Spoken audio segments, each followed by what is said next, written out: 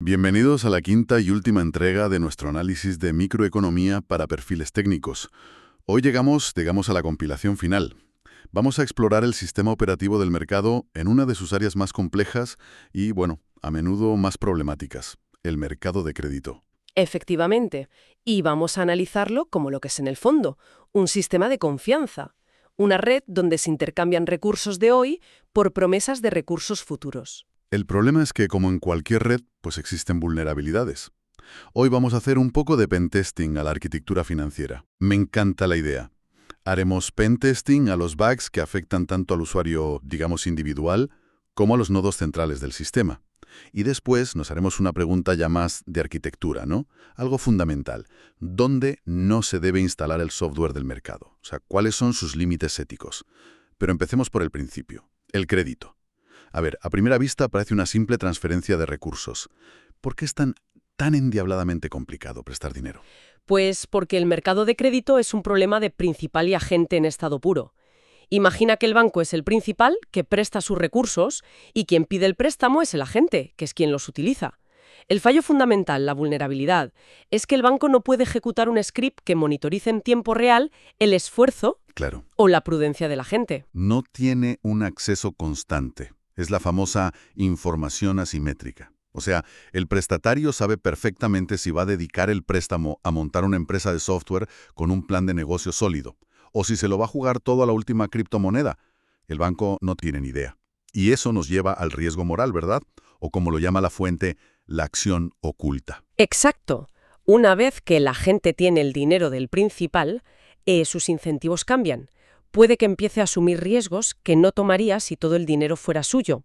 Y el banco, el principal, lo sabe. Por eso, el sistema ha tenido que desarrollar sus propios parches de seguridad para intentar mitigar este riesgo que es inherente al sistema. De acuerdo. ¿Y cómo se protege el sistema? ¿Cuál es ese parche de seguridad que intenta solucionar el riesgo moral? Son dos herramientas principales, casi universales. La primera es el colateral, o la garantía, vamos. Es un activo que el prestatario pone sobre la mesa. Un piso, un coche. Si no paga el préstamo, el banco ejecuta la garantía y se queda con el activo. Un seguro, básicamente.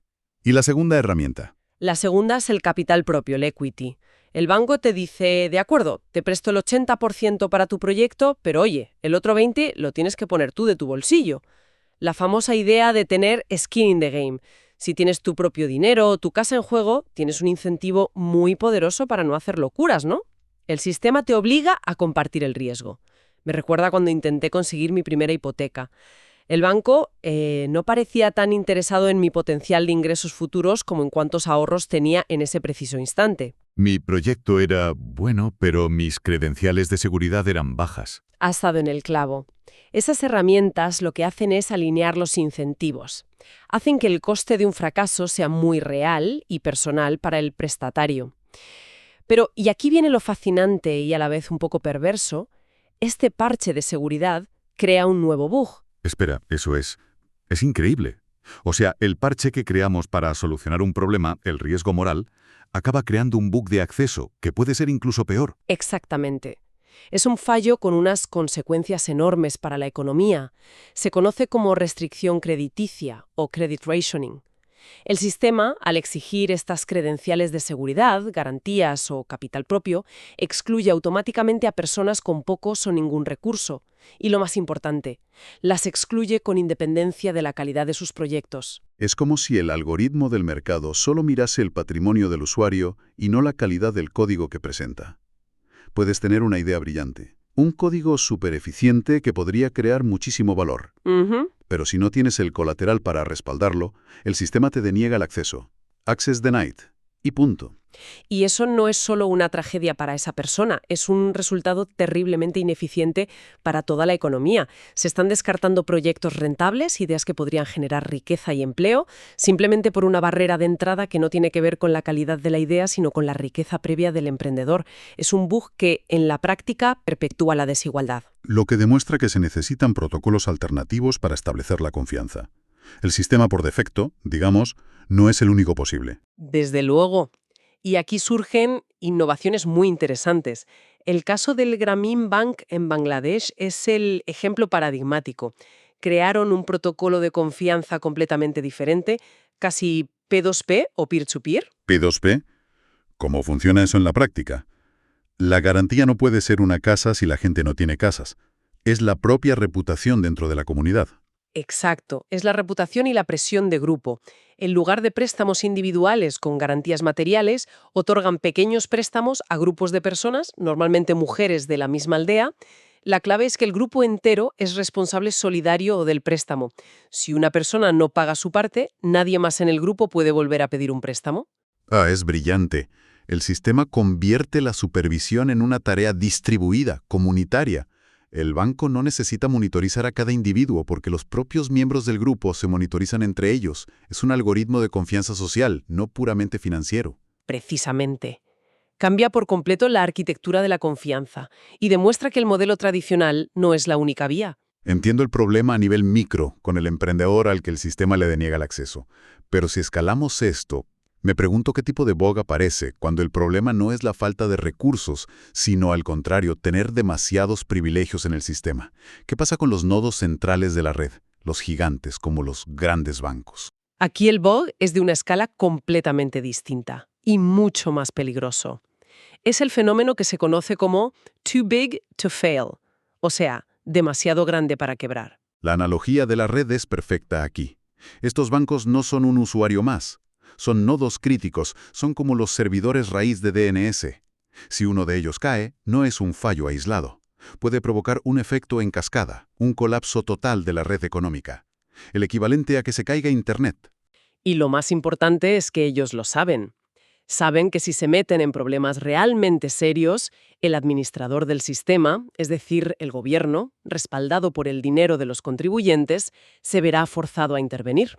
No puede permitirse el colapso, así que tendrá que hacer un system restore, un rescate, para mantener la red en funcionamiento. ¿Y cuál es la consecuencia de tener ese seguro implícito?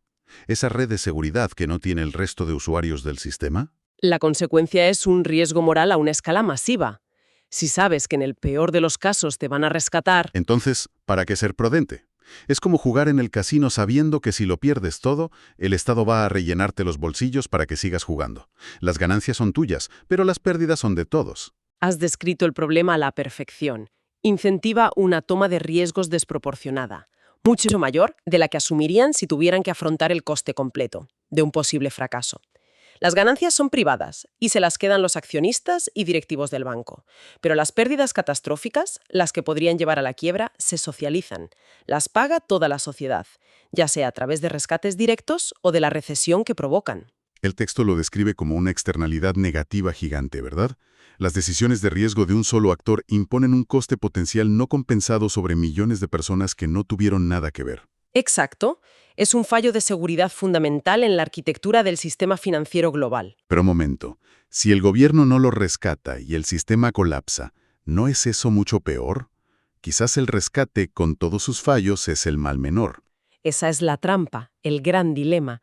Se argumenta que sí, que en el momento de la crisis es el mal menor.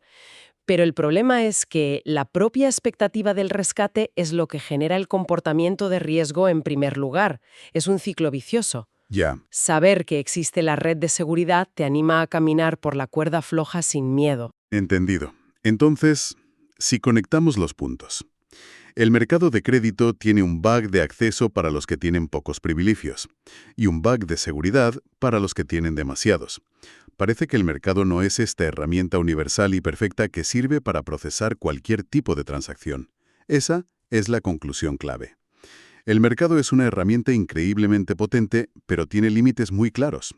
Y esto nos lleva a la pregunta final de este análisis. ¿Dónde no deberíamos ni intentar instalar el software del mercado? ¿Cuáles son sus límites? Vamos a desgranar esto. La fuente habla de dos categorías principales. La primera es la de los mercados repugnantes. El nombre, bueno, ya es bastante descriptivo. Es un concepto popularizado por el economista y premio Nobel Alvin Roth. Se refiere a transacciones que, aunque hipotéticamente pudieran ser voluntarias entre las partes, la sociedad en su conjunto considera que violan protocolos éticos fundamentales o la dignidad humana. No es una cuestión de eficiencia económica, es puramente moral. Los ejemplos que da el texto son muy claros: la venta de órganos vitales, la compra-venta de bebés o la venta de votos en unas elecciones. Son cosas que, aunque teóricamente podría existir una oferta y una demanda, como sociedad hemos decidido que simplemente no deben estar a la venta. Hemos puesto un cortafuegos. Un voto comprado deja de ser un acto cívico para convertirse en una mercancía. Un órgano vendido puede llevar a la explotación de los más vulnerables. La sociedad pone un límite ético y dice: por aquí no pasa el mercado. De acuerdo. Y la segunda categoría de límites son los bienes preferentes, o merit goods. Aquí el argumento es diferente, no se trata tanto de repugnancia moral. No, aquí la lógica es distinta. No se trata de que el mercado sea inmoral, sino de que es una herramienta inadecuada para garantizar el acceso a ciertos bienes y servicios que consideramos esenciales. Son cosas que, como sociedad, creemos que deben tener acceso root para todos los ciudadanos, sin importar su capacidad de pago. ¿Y por qué es inadecuado el mercado para esto? Los ejemplos clásicos son la educación primaria, la sanidad de emergencia o la representación legal básica. ¿Por qué el mercado falla ahí?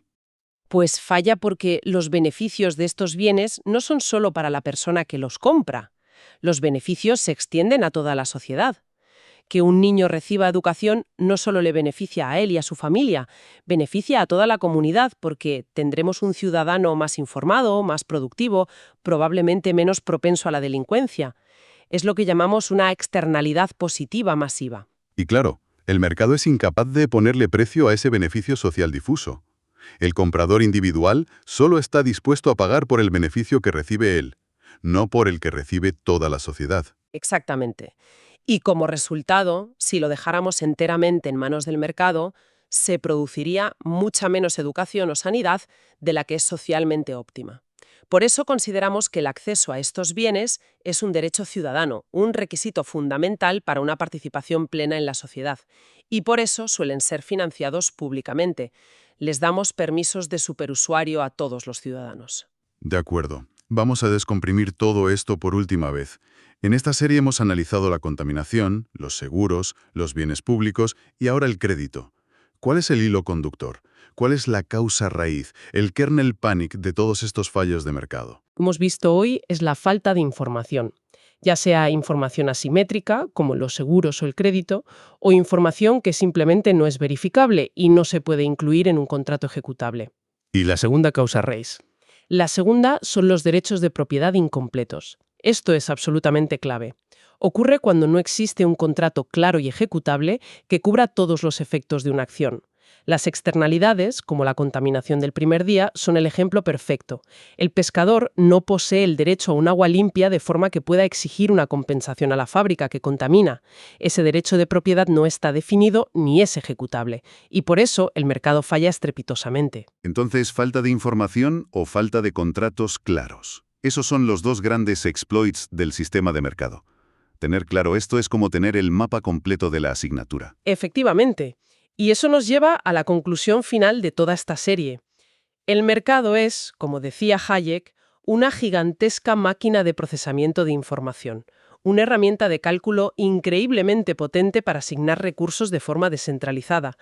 Pero como hemos visto en 5 entregas, no es perfecta. Su código tiene bugs y algunos son críticos. Y por eso necesita parches, que suelen ser intervenciones del gobierno como impuestos, regulaciones o la provisión de bienes públicos. Y necesita límites claros, cortafuegos que vienen dados por la ética y los valores sociales, que definen dónde el mercado simplemente no debe operar para no corromper o colapsar el sistema social más amplio en el que está inserto. Ha sido una compilación final perfecta para esta serie. Una explicación clarísima. Con esto hemos compilado todo el capítulo 12. Ya está disponible el esquema lógico de los fallos de mercado. Mucha suerte en el examen y nos vemos en los foros de la UNED. Y con ese guiño a la fuente cerramos. Pero, nos queda una última pregunta en el aire. Si los fallos de mercado, como acabamos de ver, se deben a problemas de información, Y los textos también sugieren que los gobiernos tienen sus propios y enormes problemas de información cuando intentan solucionarlos. ¿Cómo decidimos cuándo el parche del gobierno es realmente mejor que el bug original del mercado?